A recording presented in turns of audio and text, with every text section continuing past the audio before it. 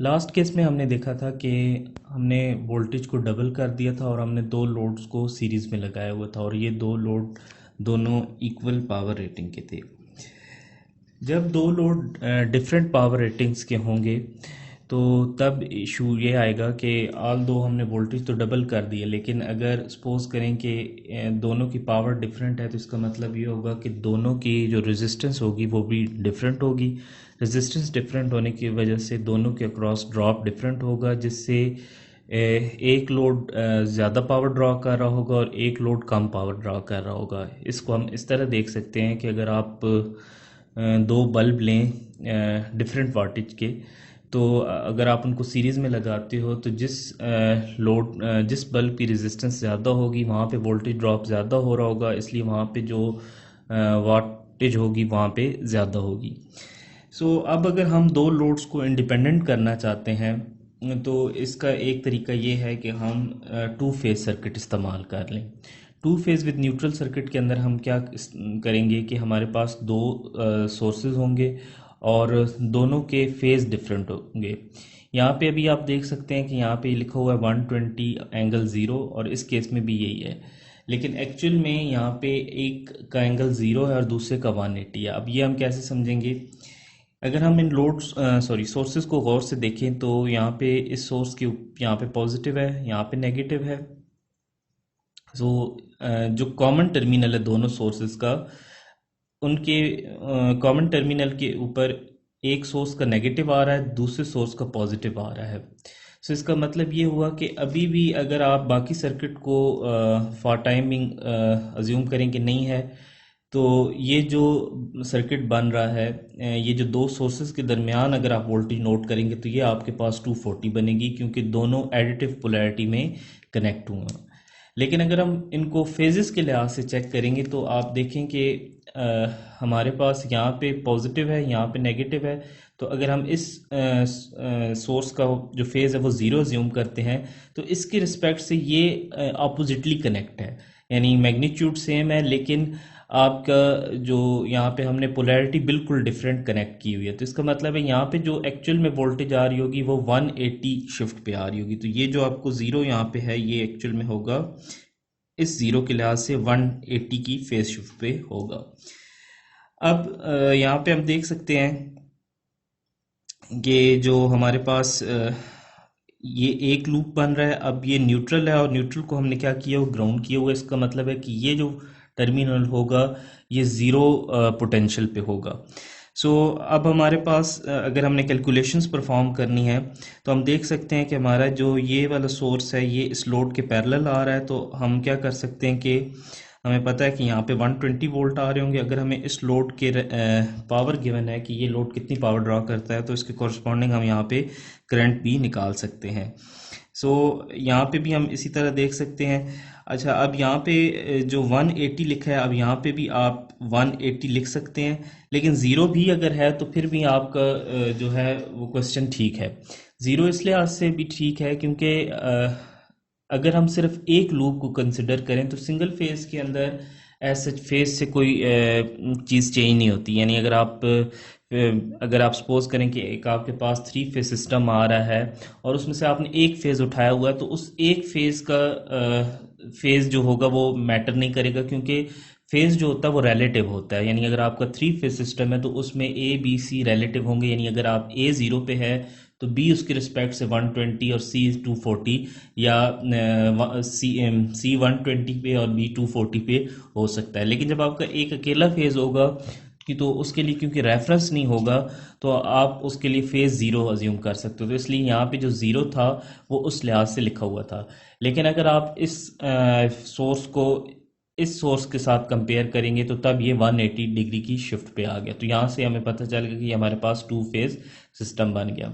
Calculation करने के लिए अब सपोज करें कि अगर हमारे पास दोनों लोड्स, जैसे यहाँ पे आप देख सकते हैं कि ये 240 वोल्ट बन रहा है, तो अब यहाँ पे इस सर्किट में दोनों में जो डिफरेंस आ रहा है वो ये है कि यहाँ पे लोड इंडिपेंडेंट हो गया। अब अगर आप यहाँ पे लोड को चेंज भी कर दें, यानी एक लोड सपोज करें कि पावर ड्रॉ कर रहा है 10 वाट और दूसरा लोड अगर 20 वाट ड्रॉ कर रहा है, तो स्टिल दोनों लोड सही वर्क करेंगे। यानी अगर आप यहाँ पे इनकैंडिसेंट बल्ब लगा दें या फिलामेंट वाला जो बल्ब होता है वो लगा दें, तो आप देखेंगे कि दोनों जो बल्ब होंगे, ऑल दो आपने डिफरेंट वाटेज के लगाए होंगे, लेकिन स्टिल दोनों ग्लो कर रहे होंगे।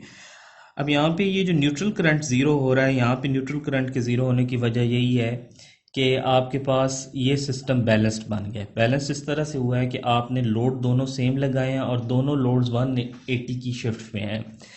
अब यहाँ पे एक बात मैं क्लियर करता चलूँ कि ये सिस्टम एक्चुअल जो हमारा 3 फेज सिस्टम होता है उससे थोड़ा डिफरेंट है। उससे इसलिए डिफरेंट है कि वहाँ पे जो 3 फेज होते हैं उन तीनों के दरमियान में 120 की शिफ्ट होती है, और बैलेंस लोड पे जो आपका न्यूट्रल करंट होता है वो ज़ीरो होता है। लेकिन यहाँ पे अब शिफ्ट 120 की नहीं है, यहाँ पे शिफ्ट कितनी है, 180 की है। और इस 180 की शिफ्ट की वजह से आपका जो करंट है वो ज़ीरो हो रहा है। लेकिन अगर हम इसी तरह ओपन वाई सिस्टम ले लें, या एक ऐसा सिस्टम जिसके अंदर 2 फेजेस हों विद न्यूट्रल हो, लेकिन वो सिस्टम वाई से लिया गया हो। यहाँ पे ये सिस्टम अभी आपका एक्चुअल वाई से नहीं लिया गया, क्योंकि यहाँ पे आपका फेजेस के दरमियान में 120 की शिफ्ट नहीं है। अब अगर हम एक ऐसा सिस्टम ले लें जिसमें आपके पास जो 2 फेजेस हैं वो एक्चुअल में एक वाई से उठाए गए हैं, तो वाई में हम देख चुके हैं कि हमारे पास जो 3 फेज होते हैं, यहाँ पे हमारे पास न्यूट्रल होती है। अज्यूम करते हैं कि ये अगर ए फेज है, ये बी फेज, और ये अगर सी फेज अज्यूम करें, तो ए फेज का जितना भी मैग्नीट्यूड होगा वोल्टेज का, एंगल हम अज्यूम करते हैं 0 डिग्री। और अगर हम पॉजिटिव सीक्वेंस अज्यूम करते हैं तो उसमें वोल्टेज, क्योंकि हम बैलेंस ले रहे हैं तो यहाँ पे वोल्टेज का मैग्नीट्यूड इतना ही होगा, और एंगल इस केस में हमारे पास कितना होता है, +120 डिग्री। और बी के केस में वोल्टेज का मैग्नीट्यूड एंगल हमारे पास कितना होगा, -120 डिग्री। यहाँ पे मैं बताता चलूँ कि हम अज्यूम करें कि हमने पॉजिटिव सीक्वेंस वोल्टेज के लिए। सो अब अगर आप इन तीनों वोल्टेजेस को ऐड करें तो हमारे पास जो रिजल्ट आता है वो आता है 0। अब अगर हम इस तरह के सिस्टम में से 2 फेज उठाएं, ठीक है, जैसे कि यहाँ पे हमने 2 फेज उठा लिए जिनको हमने 2 सोर्सेज से रिप्रेजेंट किया है, तो आप इस सर्किट में और जो सर्किट अभी हम देख रहे थे 2 फेज विद न्यूट्रल, इन दोनों में आप फ़र्क देख सकते हैं।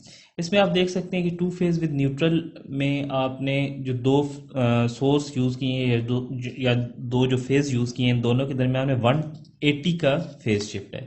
जबकि यहाँ पे अब जो आप 2 सोर्स यूज़ कर रहे हैं इनके दरमियान में 120 का फेज़ शिफ्ट है। तो इसका मतलब ये हुआ कि अब जो आपके पास यहाँ पे न्यूट्रल में करंट होगा वो ज़ीरो नहीं हो सकता। ज़ीरो इसलिए नहीं हो सकता कि अब आपका जो यहाँ पे वोल्टेज होगी वो 120 एंगल 0 है, और यहाँ पे वोल्टेज 120 एंगल 120 है। तो अब जब आप यहाँ इन 2 पॉइंट्स के दरमियान या इन 2 सोर्सेज के दरमियान में वोल्टेज मेजर करेंगे तो वो √3 टाइम्स ऑफ 120 आएगा, यानी 207.85।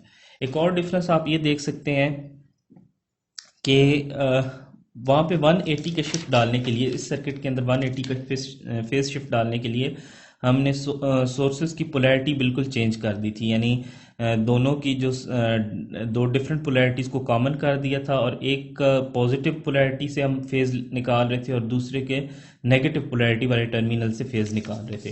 लेकिन यहाँ पे अब हम, क्योंकि हमने ये सिस्टम वाई से उठाया, और वाई हम किस तरह बनाते हैं कि हमारे पास 3 कॉइल्स हैं, तीनों कॉइल्स का एक एंड डॉटेड होता है और एक एक एंड अनडॉटेड होता है। तो हम डॉटेड या अनडॉटेड में से एक को कॉमन कर लेते हैं, जैसे इस केस में हमने अनडॉटेड एंड्स को कॉमन किया हुआ है, तो डॉटेड से हम फेजेस निकाल लेते हैं। सो यहाँ पे भी हमने इसी तरह किया है कि क्योंकि हमने 2 कम्बिनेशंस लिए हैं या 2 फेजेस लिए हैं, तो हमने ओरिएंटेशन नहीं चेंज की, यानी जो आपके पास अनडॉटेड थे उन्हीं को हमने यहाँ पे कॉमन रखा है, जो यहाँ पे नेगेटिव से रिप्रेजेंट हो रहे हैं, और पॉजिटिव फेजेस से आपने सप्लाई ले लिया। अगर हम इसको उल्टा करते तो ये हमारे फिर वाई सिस्टम ना रहता। तो अभी हम जो सिस्टम ले रहे हैं 2 फेज विद न्यूट्रल, वो ओपन वाई से ले रहे हैं। सो जो अब हमारे पास इस सर्किट में, और जो हम पहले सर्किट देख चुके हैं 2 फेज विद न्यूट्रल जिसके अंदर 180 का शिफ्ट था, दोनों में डिफरेंसेस क्या होंगे। सबसे पहले इस सर्किट में आपका 180 का फेज शिफ्ट है, लेकिन इस सर्किट में जो आपका शिफ्ट है वोल्टेजेस के दरमियान में वो 120 का है। दूसरा डिफरेंस हम ये देख सकते हैं कि इस सर्किट के केस में हमारे पास जो न्यूट्रल का करंट है वो ज़ीरो हो रहा है, लेकिन इसके लिए कंडीशन है कि आपके दोनों लोड सेम पावर के हों, अगर आपके या जो यहाँ पे रेजिस्टेंस है वो सेम वैल्यू की हो। अगर रेजिस्टेंस चेंज हो जाएगी तो ऑफ कोर्स यहाँ पे जो दोनों लोड बैलेंस नहीं रहेंगे, तो उस वक्त न्यूट्रल में करंट आएगा। लेकिन इस केस के अंदर जो हम अज्यूम कर रहे हैं कि हमारे पास दोनों लोड सेम वैल्यू के हैं, तो इसका मतलब ये है कि दोनों के क्रॉस जो करंट फ्लो कर रहा होगा वो 180 की फेज शिफ्ट पे होगा, तो यहाँ पे करंट कैंसिल आउट हो जाएगा, तो न्यूट्रल के अंदर करंट ज़ीरो होगा।